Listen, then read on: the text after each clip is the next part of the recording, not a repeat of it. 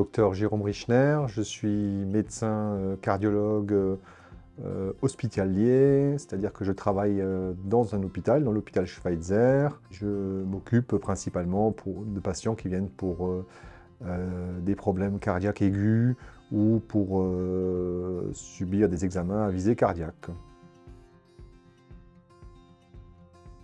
Je m'occupe principalement de patients qui viennent parce qu'ils ne vont pas bien, ils se sentent mal, ils ont du mal à respirer ou ils ont des douleurs dans la poitrine suite à un problème cardiaque. Ce problème cardiaque, parfois il est connu déjà, il a déjà été dépisté, parfois on le découvre ici à l'hôpital.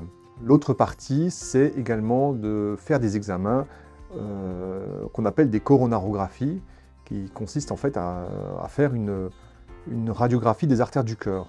Les artères du cœur, c'est les coronaires, c'est les artères qui nourrissent le cœur et qui peuvent se boucher quand on fait un infarctus. Ces artères, quand elles sont bouchées, on est amené ici à l'hôpital Schweitzer à les déboucher.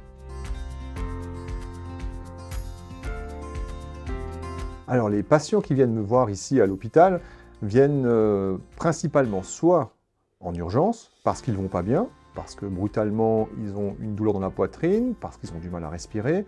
Et à ce moment-là, effectivement, il ne faut pas négliger ces symptômes et venir aux urgences cardiologiques. Alors ils peuvent venir d'eux-mêmes, ou alors quand ils sont adressés par leur médecin traitant ou leur cardiologue qui les suit habituellement. L'autre cas de figure, c'est que les patients viennent en réglé, en programmé pour faire des examens, à ce moment-là, programmés généralement par leur cardiologue traitant habituel. Alors le cardiologue traitant habituel, parfois, décèle une anomalie chez les patients sur un examen qu'il a fait dans son cabinet ou sur un test d'effort. Et c'est à ce moment-là que les patients sont adressés pour un examen, une coronarographie, de manière programmée. Alors les patients qui viennent en urgence sont accueillis par une gentille infirmière aux urgences cardiologiques. Et les patients vont ensuite être installés sur un lit d'examen. Ils vont avoir un électrocardiogramme fait par l'infirmière et une prise de sang. Et le médecin, habituellement moi ou un de mes collègues, va venir ensuite examiner le patient, l'interroger, voir qu'est-ce qui se passe et faire donc un examen clinique, surtout à visée cardiologique. L'électrocardiogramme, c'est un appareil, ça consiste en fait à passer une sonde en face du cœur et ça permet de vérifier comment se contracte le cœur et l'appareil enregistre pendant ce temps l'activité électrique du cœur. Alors, on va donc faire déjà l'examen principal en cardiologie, c'est l'électrocardiogramme. Donc ce fameux examen qui consiste à enregistrer l'activité électrique du cœur. Ça, c'est un examen de première intention qu'on fait toujours quand le patient vient aux urgences cardiologiques.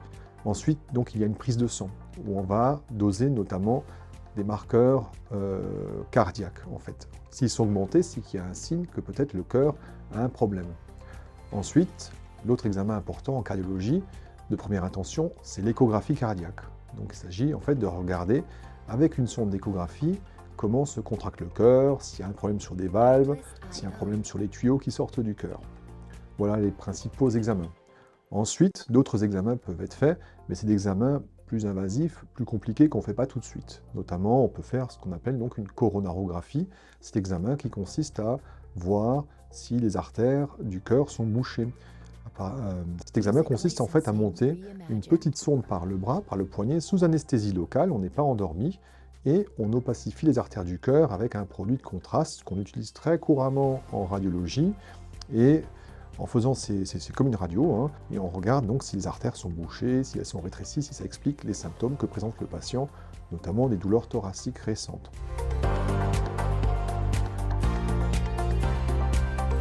Les points principaux à retenir, c'est qu'il est important de bien se soigner, d'aller voir le médecin généraliste pour, effectivement, à partir de 45-50 ans, faire une prise de sang pour vérifier si on a du diabète ou du cholestérol, et puis se faire contrôler la tension pour vérifier qu'il n'y ait pas une hypertension artérielle qui pourrait être dangereuse pour le cœur.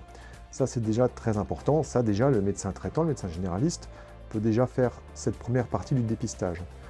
Ensuite, Et c'est d'autant plus important si on a des antécédents et qu'on est exposé à des facteurs de risque cardiovasculaire. Il faudra aller voir une fois le cardiologue dans sa vie, à partir de l'âge de après 50 ans.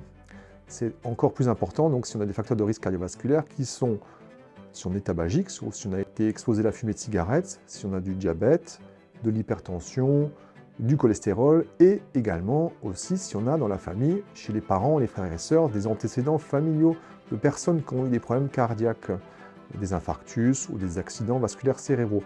À ce moment-là, c'est important même d'aller plutôt chez le cardiologue, plutôt vers 45 ans. S'il y a des symptômes, ce qui est très important, c'est qu'il ne faut pas les négliger. Si on a du mal à respirer et que ça s'aggrave petit à petit, si on a des douleurs dans la poitrine, qu'on a du mal à faire des efforts et que c'est de plus en plus difficile de marcher, de monter des escaliers ou de courir, à ce moment-là, effectivement, il ne faut pas négliger ces symptômes et en parler rapidement au médecin traitant qui vous adressera à un cardiologue.